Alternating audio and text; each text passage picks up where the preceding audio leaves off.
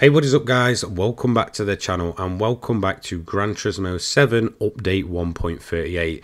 This will be my final money build for this update. Then I've covered all three of the new cars. Hopefully you guys have been able to get as much use out of them as possible. Now this build once again covers both Le Mans as well as the new Bathurst event as well. In terms of the Le Mans build, you're just taking off some of the downforce, and in terms of Bathurst, you're just going to put some back on to tackle the top of the mountain. So hopefully this helps you out and kind of, goes across both events, just to give you a bit of a different feel to each one.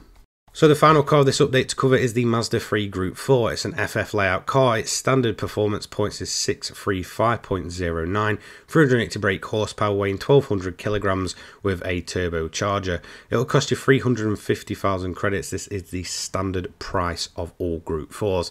Now I do want to give a big shout out to Azabir for the livery for this one.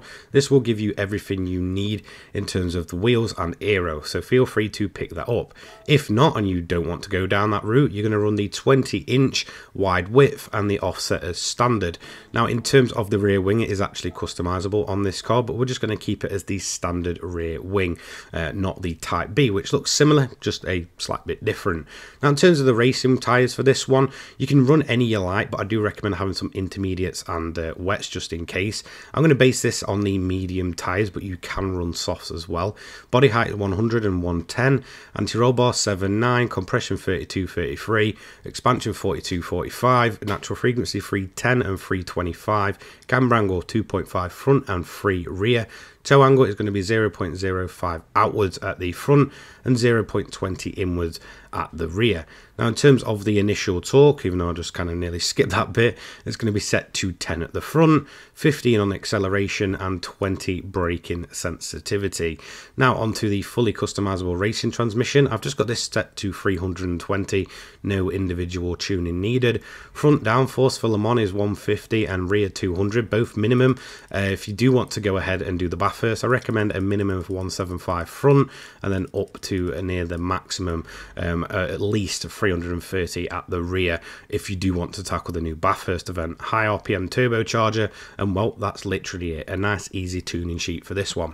Now, like I mentioned, this is a build that will be able to be used for all of the 700pp events, especially the new Bathurst one. Now, this isn't the best money method by far. However, if you do want something a little bit different, you can make almost 1,000,000 credits per hour just running here and getting the clean race bonus. It takes anywhere from 15 to 16 minutes, and you should be able to net around about 1,000,000 credits nice and easy, as long as you're getting that clean race bonus.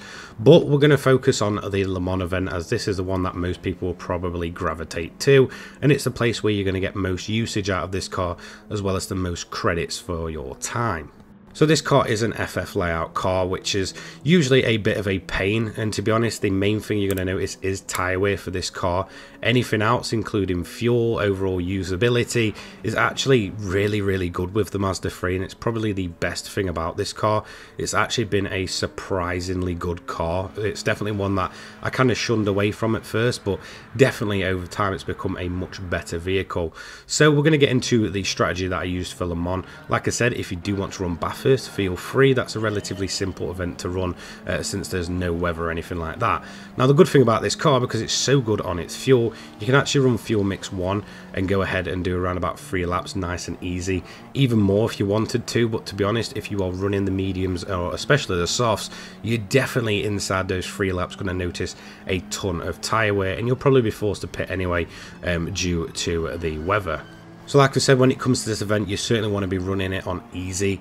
Now, the main reason for that is because you can stop and wait, and it's so easy when you're running a car that is essentially up to spec. Like I said, in terms of the fuel usage on this thing, you're not going to be forced to pit. You can run it on the max power output, and you don't really need to worry overall. Now, in terms of the clean race bonus, this will only be lost if a yellow flag is out and you overtake under yellow flag conditions and you receive that penalty. Apart from that, you are good to do anything you want. 100%. You can run off track, run the AI, you won't lose that clean race bonus. Again, that's worth 50%, taking your total up to 825k for this 13-minute event. And again, if you're doing the stop and wait, you can essentially cross the line and instantly repeat, meaning that you can earn up to almost 1.7 mil per hour just running this vehicle and this event over and over. Now, once you get to lap 2, I fully recommend checking out the weather radar. The one pre-race will give you sort of a rough idea of what the weather's been doing, but this one will keep you up to date. As you can see, by the time we got to lap 3, I started getting some rain coming in. Although the front tyres look absolutely shredded, they are pretty much good for another lap. I won't see much drop off, and I'll be able to kind of bring it home sort of thing. But definitely I got caught out with the rain that came down nice and heavy towards the latter stages of this lap. Once you do get in the pit though, it's going to be a case of just covering off the weather. So if you've got rain, put a set of intermediates on, or heavy wets. Most of the time you're going to be taking inters, so just ensure you've got them on. Again, once the conditions dry out, they'll be absolutely shredded in no time. In terms of fuel, just fill it to full and you pretty much should be good to go all the way to the end, as the rain will usually pit you in around about the midway point. Now, in terms of lap 4, or when you go out onto the rain or whatever lap you'll be sent out on, I do recommend just turning the fuel mix down. This is to reduce the wheel spin at the front tyres.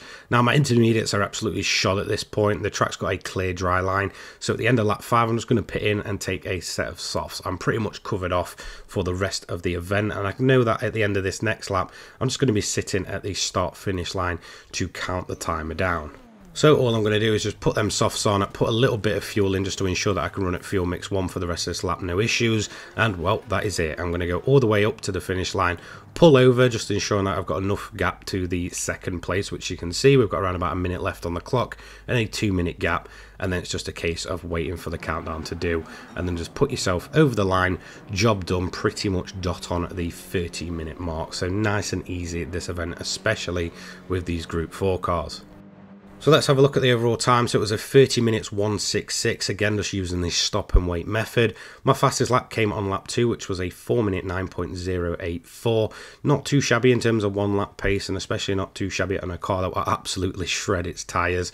So overall, this is a very usable car, made even more usable by the fact that it's just so damn good on fuel, and you're not having to sort of put it in lean or anything like that. You can run it to its full potential, as well as being able to use this car at the Bathurst and any other 700 pp event realistically. 825,000 credits for this one, nice and easy, no problem at all.